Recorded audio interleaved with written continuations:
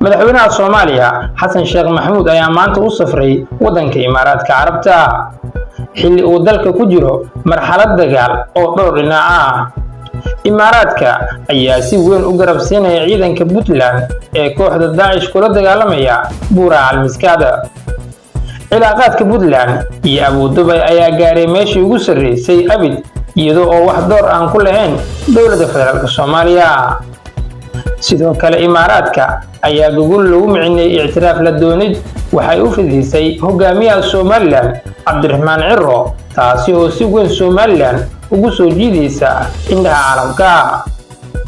Imaaraadka waxaan si qarsoon ugu garab istaagay hogaamiyaha maamulka Jubbaland Axmed Maxamed Islaam intii uu socday dagaalkiisa iyo Xasan Sheekh Maxamuud, iyagoo dowladaha dariska la Soomaaliya kala hadlay in Axmed Madoobe la difaaco taasi oo shaqeysay. madaxweyne Xasan Sheekh Maxamuud wuxuu kaloo Imaaraadka tagayaa iyadoo ku dhawaad hal sano wax lacag aan la siinin ciidanka macamuusley xukunadoodii laga bixin jiray kab ka yimaada Imaaraadka taasi oo istaagtay tani markii xubno u dhashay Imaaraadka lagu dilay magaalada Muqdisho. Imaaraadka aad uma jecla Xasan Sheekh Maxamuud siyaasad ahaan, laakiin suu Xasan Sheekh Maxamuud u qanciyay Imaaraadka si weyn ayuu isku dabciyay isagoo dowladiisa ka saaray xubno loo arkayay inaysan Imaaraadka jecleen.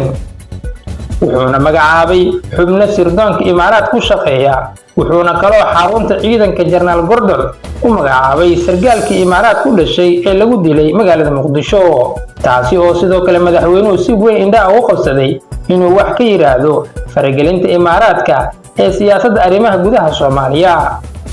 safarkan oo ahayd inuu xilli hore qabsoomo ayaa degdeg ugu suuroobi waayay dhinaca Imaaraadka, balse ugu dambeyn haatan ayaa lagu yiri imaada.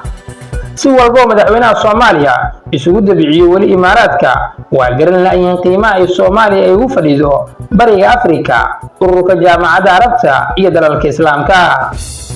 laakiin dhinaca kale looma badanayo inuu Xasan Sheekh Maxamuud kala hadli karo Imaaraadka joojinta faragelinta arrimaha siyaasadda ee Soomaaliya, inay ka horwareegaan bixinta Axmed Madoobe iyo inay u sharaxaan maqaamka ay ku soo dhaweeyeen Cabdiraxmaan Ciro iyo in dowladiisa lagala tashto qaabka caawimaad loo siinayo maamulka Puntland. haddaba sida wararta adiga